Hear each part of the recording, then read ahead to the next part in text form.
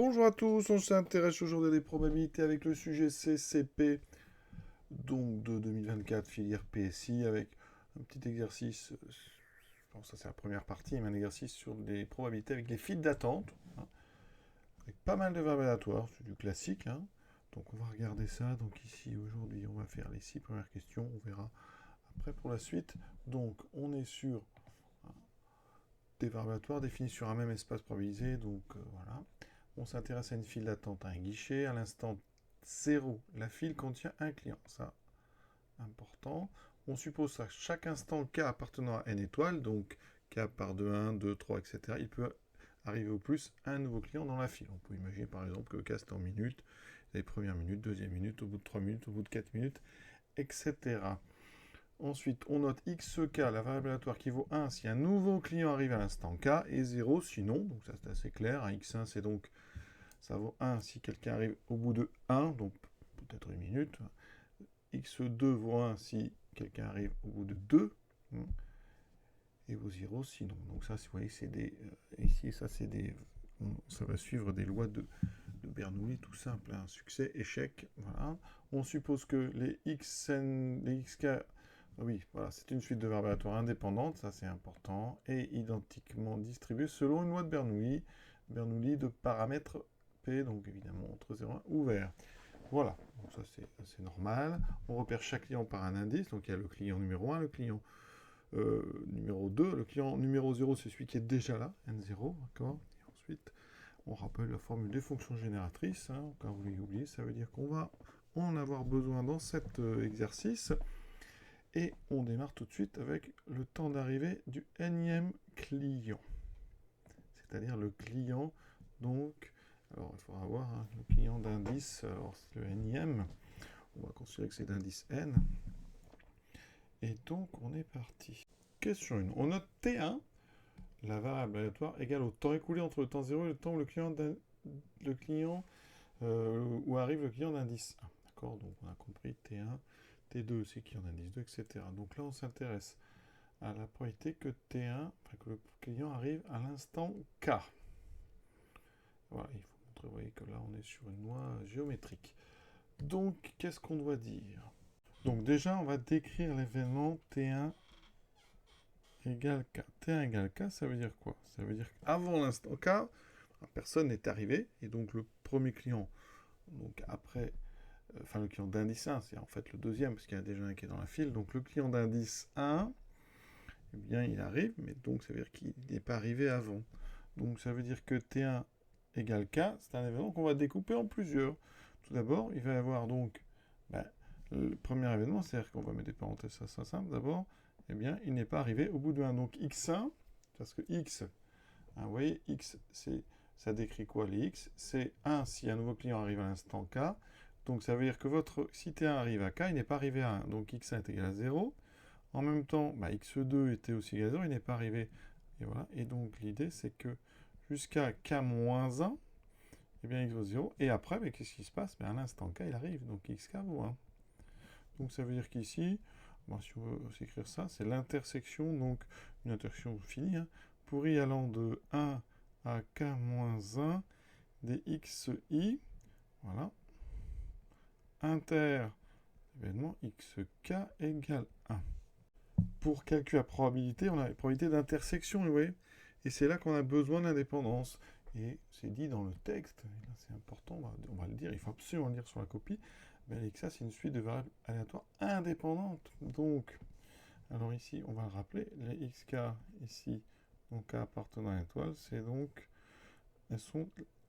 c'est une suite de variables indépendantes.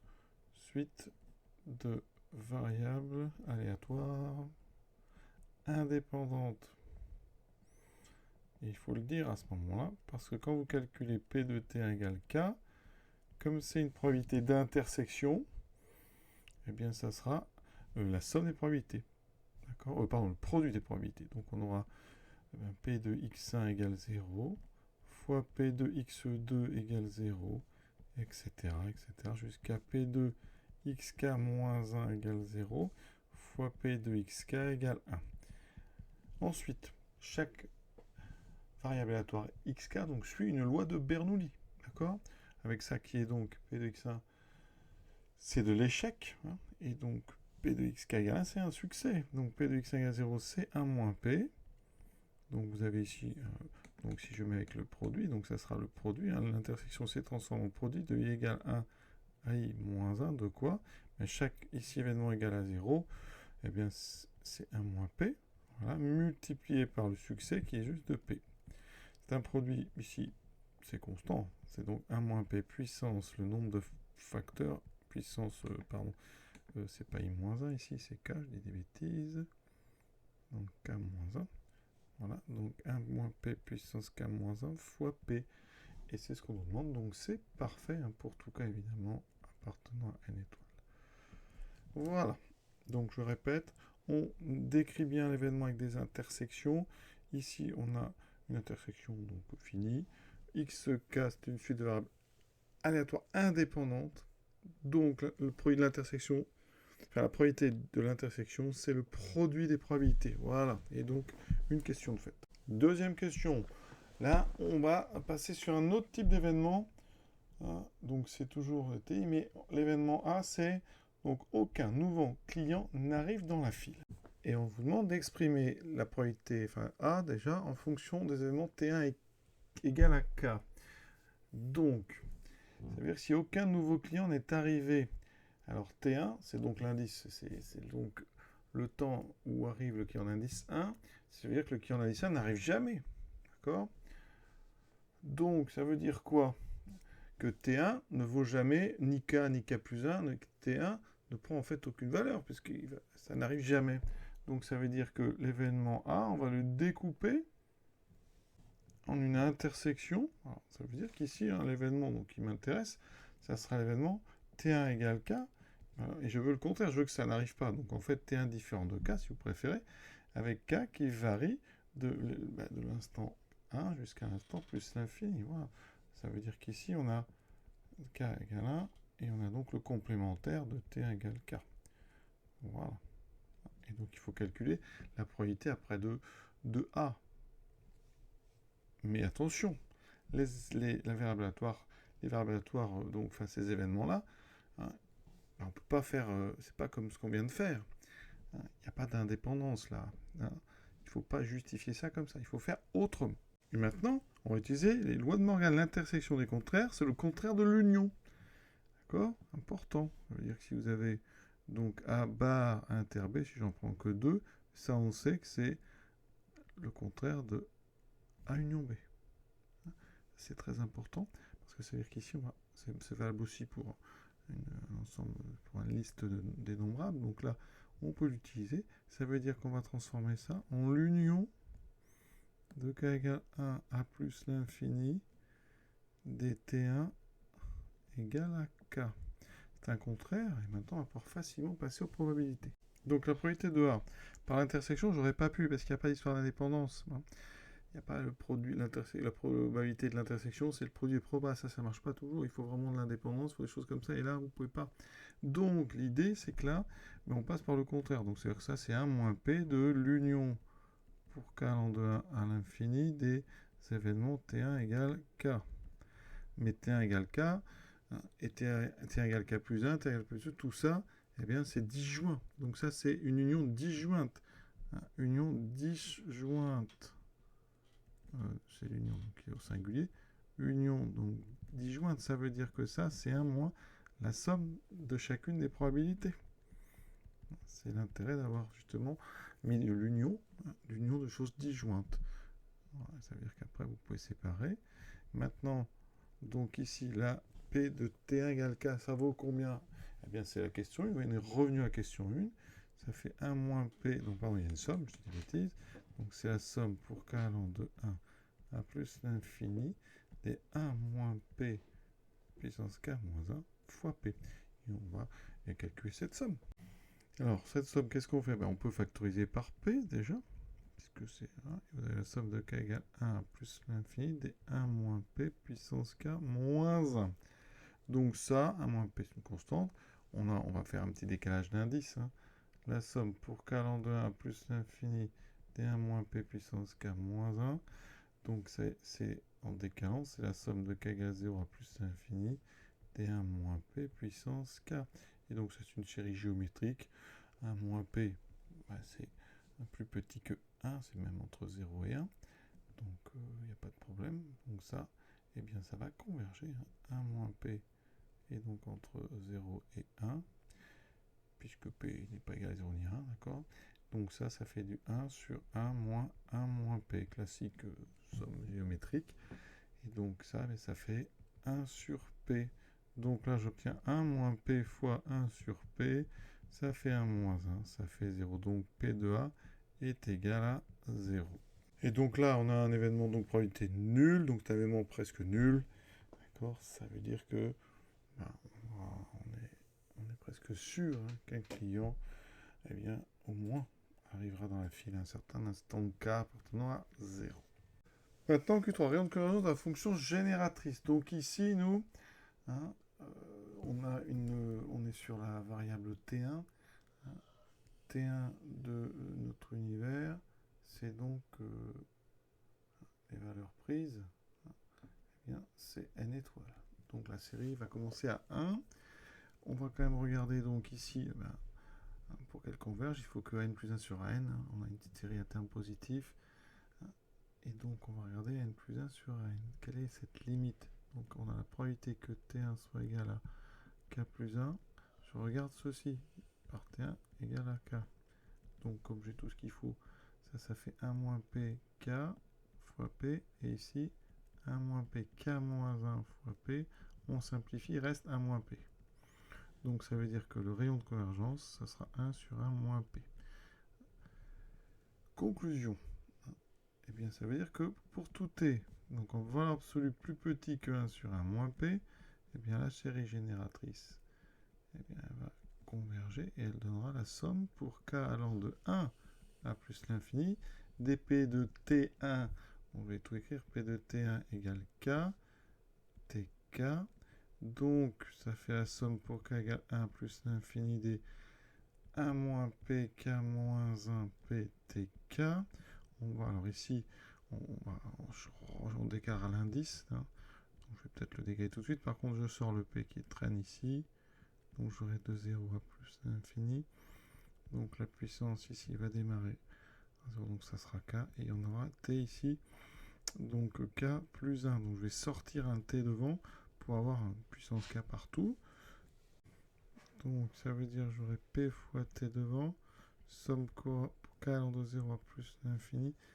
Des 1 moins p exposant k t exposant k. Donc des 1 moins p t exposant k. Donc là j'ai une série géométrique. Mais 1 t en valeur absolue est plus petit que 1 sur p, ça veut dire que 1 sur 1 moins p, donc ça, si je multiplie là-haut, ça veut dire que ça, en valeur absolue, est plus petit que 1.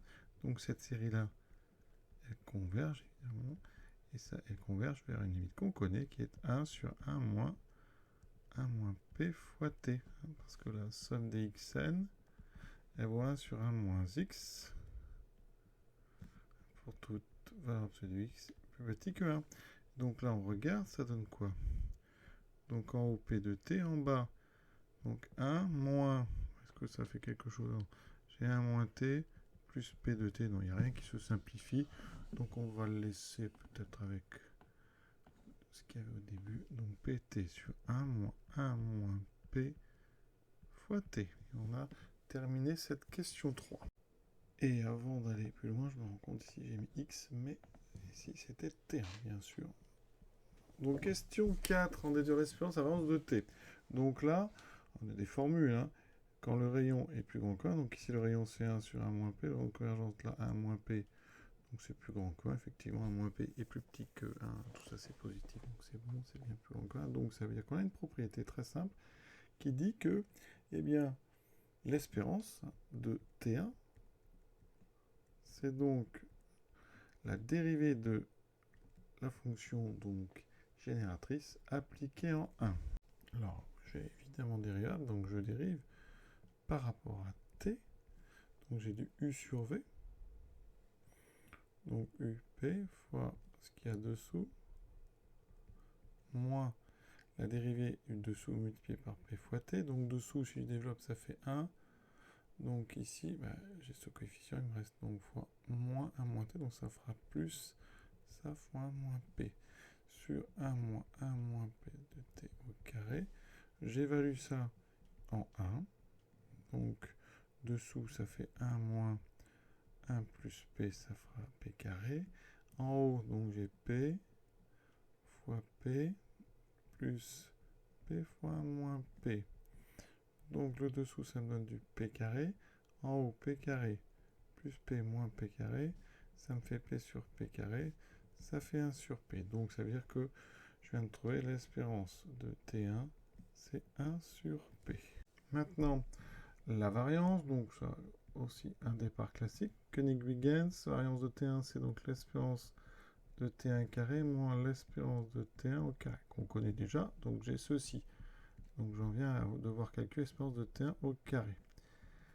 Alors, ça veut dire que je vais avoir à étudier donc une série, alors on verra la convergence, ça veut dire qu'ici j'aurai donc théorème du transfert, donc ici j'ai donc la somme pour k allant de 1 à plus l'infini, donc des k carré p de t1 égale k, c'est-à-dire une somme qui est donc la somme des k carré 1 moins p puissance k moins 1 fois p. Alors ici, on pourrait utiliser propriété avec g seconde. On peut aussi, ça c'est des séries qui sont assez connues. Donc l'idée, c'est qu'on va se ramener à celle-ci. Celle qui est k, k-1, donc xk-1, pour tout x, 1, ici, en valeur absolue plus petit que 1. Ça, on est sur la dérivée de la somme des... On est sur la dérivée seconde de la somme des xn. Alors il me faudrait ici un k-2. D'accord, donc si je veux mettre un k-2, ça veut dire qu'il faut que je rajoute plus 1. D'accord, on est comme ceci. Donc si je rajoute ce plus 1, je dois donc le sortir. Et en mettant ici un x, donc c'est cette série-là. D'accord. Donc celle-là ici, on la connaît, c'est la dérivée seconde de celle-ci. Donc, à condition d'être dans le rayon de convergence, ça fait x fois, donc, la dérivée seconde, parce que ça fait 1 sur 1 moins x. Donc quand on dérive deux fois, ça fait du 2 sur 1 moins x au cube.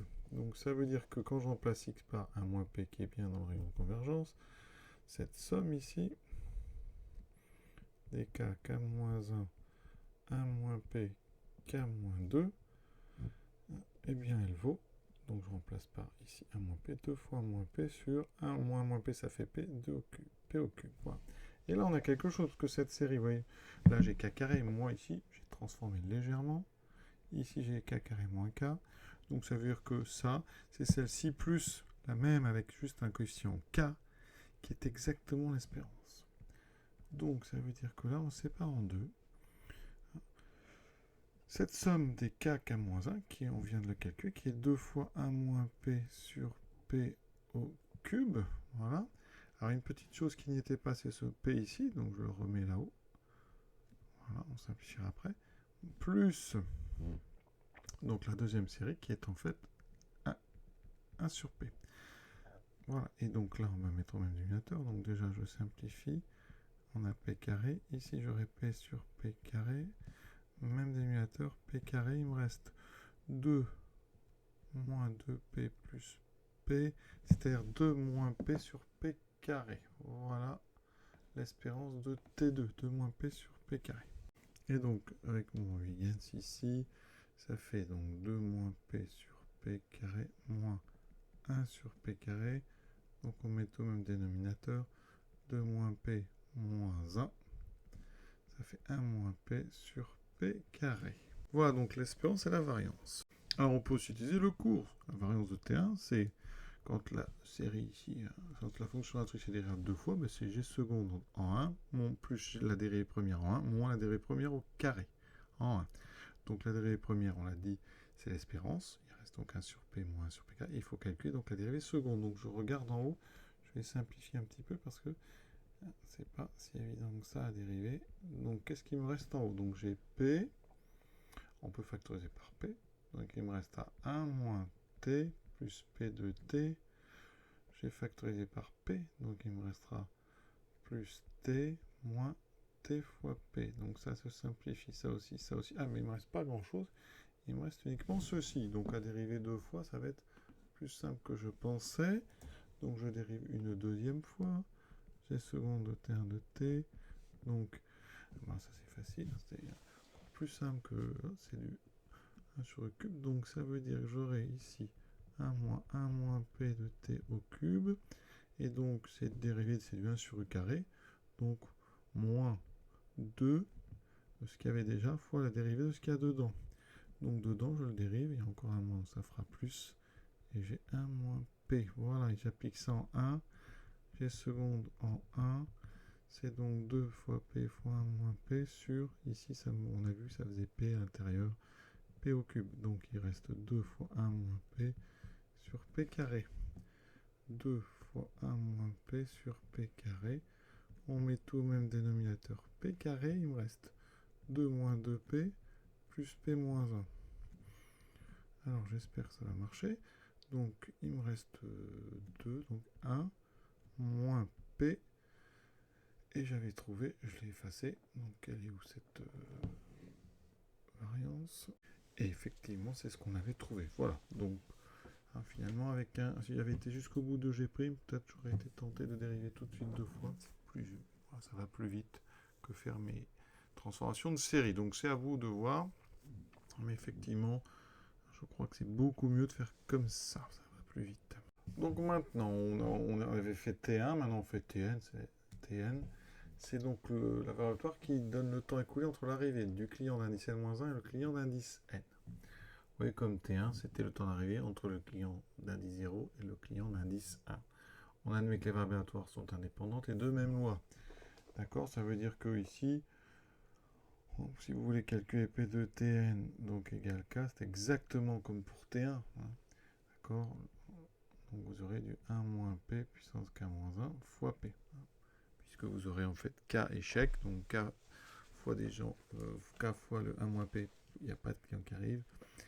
Et vous avez votre dernier client qui arrive, donc on est sur une loi géométrique. Et donc, de paramètres P. Donc, géométrique, c'est donc Tn suit la loi géométrique, donc de paramètres P. Classique pour l'instant. D'accord. Et maintenant, Dn, c'est la somme de toutes ces lois, donc Ti, qui sont toutes indépendantes. Et donc, alors je n'ai pas précisé, mais là, ça veut dire que l'espérance de Tn, c'est une loi géométrique, donc il faut connaître par cœur l'espérance et la variance des lois géométriques. Donc je rappelle que la loi géométrique, donc la probabilité donc, elle est donnée, c'est 1 moins p puissance k moins 1p. On est sur un support important qui est n étoiles. Donc k appartenant à n étoiles. Voilà.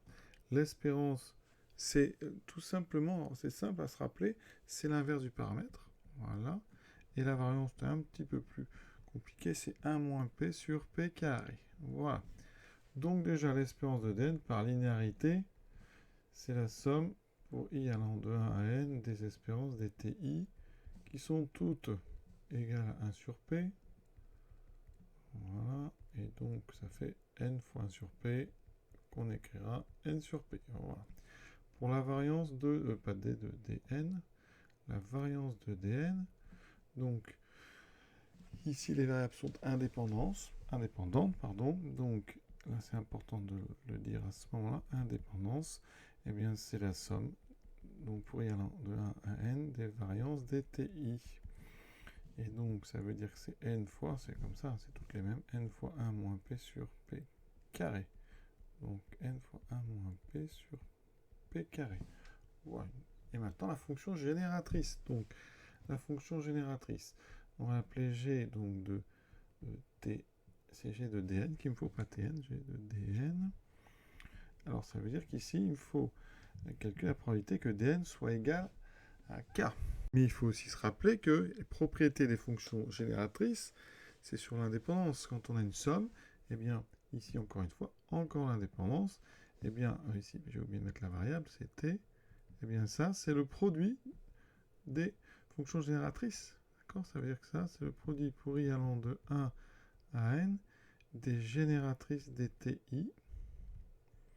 Voilà, parce qu'on a indépendance. Et donc, comme elles suivent toutes la même loi, elles ont toutes la même fonction génératrice qui est celle de T1 qu'on a calculée à la question, c'était la question 3. Et donc là, ben, j'aurai ce produit, hein, mais n fois, donc je vais avoir une puissance n. Voilà. Et donc P de PT sur 1 moins 1 moins PT. Voilà. Et donc on rappelle que T était dans un rayon de convergence. Hein, il fallait que T en valeur absolue, T était plus petit que 1 sur 1 moins P. Donc important à toutes les justifications lors du concours. Alors là, vous pouvez même préciser la linéarité. Je l'ai dit à l'oral, mais ça vaut peut-être le coup de l'écrire. Pour les variances d'une somme, il faut l'indépendance.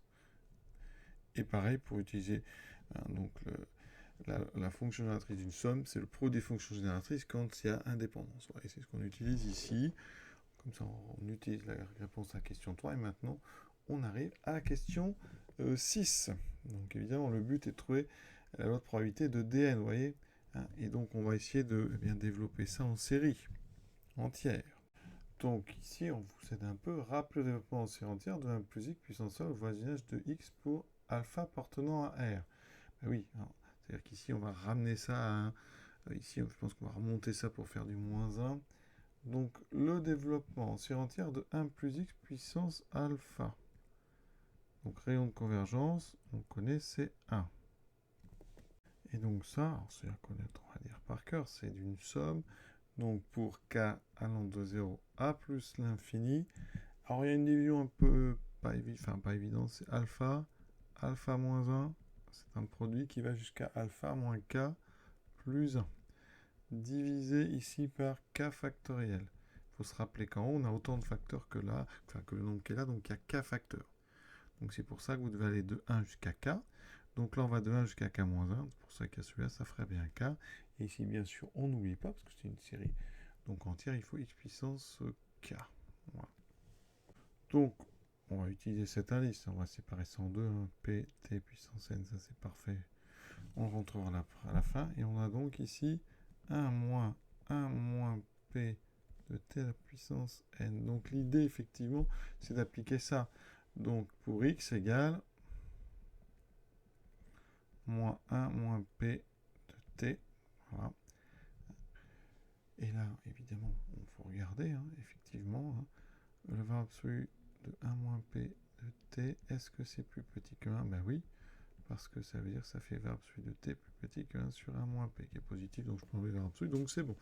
Hein, on peut le faire, donc je peux utiliser ce développement. Ça donne donc une p de t puissance n fois la somme pour k allant de 0 à plus l'infini de ce truc-là. Donc je les recopie. Hein. Donc ici, en alpha, donc là, ça, pardon, j'ai oublié un petit détail, c'est moins n, oui, surtout. Donc alpha, donc j'utilise ça pour alpha égale moins n. Donc là, j'ai moins n, moins 1, etc. Jusqu'à moins n plus k, moins k plus 1. Ça manque un petit peu de place, mais on va y arriver. Et ici, x puissance k. J'avais mis x, mais ici, hein, c'est pas x, c'est je l'applique pour celui-ci. D'accord, important. Donc c'était pour moins 1 moins p fois t. Et bien sûr, ici, à la place de x, on met moins 1 moins pt, et donc ce sera puissance k. Il y a plein de choses qui vont se passer ici. Donc, devant, j'ai pn, tn. Dans ma somme, alors, on va déjà... Il y a beaucoup de moins, donc je vais les enlever. Ici, vous avez k facteurs. D'accord? Donc, ça veut dire que j'ai moins 1. Si j'enlève tous les moins, ça fait moins 1 puissance k. Tout sera sur k factoriel. Donc, en haut, j'aurai donc n moins n plus 1. Ah oui, ça augmente. Et ensuite, n plus k moins 1 multiplié par en deuxième moins 1 puissance k. Il y a du 1 moins p puissance k. Et il y a du tk. Donc, il va falloir que je m'occupe de tous les nombres qui sont là. Par contre, on remarque que ça et ça va se simplifier.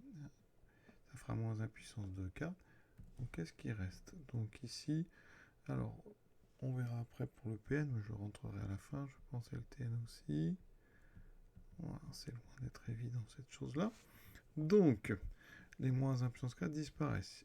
Il me reste donc là le produit donc des k entiers à partir de n. Donc n plus 1 jusqu'à n plus k moins 1. Ça en fait n. Et on divise ici par tous les entiers de 1 à k. On va voir ici, hein, donc le 1 moins p puissance k, le t puissance k. Voilà, ça c'est le développement en série entière. Alors ici, hein, on reconnaît un coefficient binomial, parce que j'ai les k plus gros sur les k plus petits. Mais, alors ça va être les k plus gros à partir de quoi? Donc là, j'ai pn, tn, somme pour k allant de 0 à plus l'infini. Donc là, je vais, c'est jusqu'à n plus k moins 1, et c'est les k parmi ça. Voilà. 1 moins p, k, t, k. Et là, notre coefficient, ça ne va pas parce qu'on a k-1, k-n. Donc, ici, on va essayer de se débrouiller. Alors, déjà, ça serait bien qu'un n apparaisse en bas. Donc, ce qu'on peut faire, c'est utiliser les propriétés qu'il y a dans le triangle de Pascal. Hein. Donc là, je fais n plus k-1, donc moins k, ça fait n-1. Donc ça, c'est aussi n-1 parmi n plus k moins n. 1 moins pk, tk. Et là, on va faire descendre, effectivement. Là, on va faire descendre, remonter, pardon, parce qu'ici, vous voyez, on a k plus petit que n. Donc ici, il faudrait que je revienne à n. Donc là, je vais décaler jusqu'à n pour voir ce que ça donne. Voilà. Donc, je vais aller de k égale n à plus l'infini. Donc le n-1 ne bouge pas. Par contre, ici, pour k égale 0, ça commence à n-1. Donc ça doit commencer à n-1. D'accord? Donc ici, je vais avoir k moins 1. Comme ça, ça commence bien n-1. Et ensuite, j'ai un moins p. Ici, on sera donc... Hein, on va rajouter. Hein, donc on aura du k plus n. Je rajoute n. Et la t puissance k plus n. Voilà. Alors, ça fait pn, tn. Ensuite, somme pour k égale 0 à plus l'infini. Alors ici, j'ai un petit problème parce que la puissance commençait à 0. J'ai dit une bêtise ici. Là, la puissance doit commencer à... C'est donc k moins n ici qu'on a. Voilà. Il faut surtout faire attention à ces endroits-là. Donc, quand je vais rentrer ça, eh bien, je vais l'enlever tout de suite. Hop, la puissance de t va repasser à tk. D'accord? J'aurai n-1 parmi k-1, 1 moins p, donc k moins n, et ici tk. Et là, je commence un peu à fatiguer, mais je crois qu'on est au bout, parce que ça fait somme de k égale n à plus l'infini. Alors, on a les bonnes choses, là, on a bien le pn, 1 moins p, oui, k moins n, c'est super. On a bien notre tk pour avoir les coefficients qu'il faut. Par contre, ici, le coefficient n'est pas bon, mais on refait formule ici, donc les symétries entre nous Pascal. k-1 moins n plus 1, ça fait k-n, donc c'est parfait. C'est-à-dire que n-1 parmi k-1, c'est aussi k-n parmi k-1. Et donc ça, c'est la série génératrice. Donc les coefficients, c'est les P2 dn égale k. Donc vous voyez qu'ici, comme ça commence à n, ça veut dire que pour tout k plus petit que n, P de dn égale k vaut 0. Ça débute bien. Et ensuite, pour tout k supérieur ou égal à n, eh bien, P de dn égale k, eh bien, c'est le coefficient qui est là. C'est bien k moins n, k moins 1, p puissance n, 1 moins p puissance k moins n. Et là, eh bien, c'est bon, c'est exactement ce qu'on attendait. Et donc, on a terminé cette partie 1, qui était déjà quand même assez longue, il faut le dire.